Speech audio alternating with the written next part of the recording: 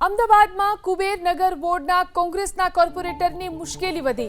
Bogus LC રજૂ કરવાના આરોપમાં police ફરિયાદ નોંધાઈ। કૃષ્ણનગર વિદ્યાવિહાર હાઈસ્કૂલના સંચાલકે આ અંગે પોલીસ ફરિયાદ નોંધાવી। ડીઓના આદેશ બાદ કલ્પના કોડેકર વિરુદ્ધ આ ફરિયાદ નોંધવામાં આવી। શાળામાં અભ્યાસ ન કર્યો હોવા છતાં બોગસ લિવિંગ સર્ટ બનાવ્યાનો આરોપ।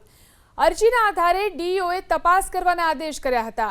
જીઆર નંબર એલસી નંબરનો ઉપયોગ કરી અને સર્ટી બનાવ્યું તેવું સ્કૂલ સંચાલકનું કહેવું છે।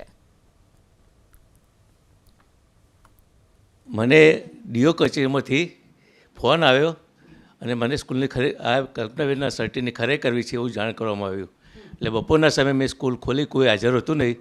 એટલે સ્કૂલ ખોલ્યા બાદ શાળાના રેકર્ડની ચકાસણી કરતાં એમને જે લિવિંગ સર્ટિફિકેટમાં જીઆર નંબર દર્શાવેલ છે 1248 નંબર ઉપર અન્ય વિદ્યાર્થીઓનું નામ મળી આવેલ છે અને સારા સોના પ્રમાણપત્ર એલસીના પ્રમાણપત્ર નંબર છે 3194 એ સર્ટિની તપાસ કરતાં પણ એના ઉપર અન્ય વિદ્યાર્થીનું નામ જણાઈ આવે છે।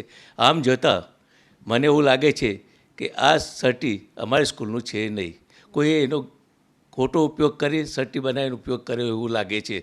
હું આ સંસ્થામાં 20 વર્ષથી છું। આ બનાવ લગભગ 35 વર્ષ પહેલાં બનેલો છે, એટલે આ અંગે હું બીજું કંઈ કહી શકું એમ નથી। તો બોગસ એલસીના આરોપો પર કોંગ્રેસના મહિલા કોર્પોરેટરની પ્રતિક્રિયા। એલસી બોગસ નથી, નોટિસ આવશે તો જવાબ આપીશ।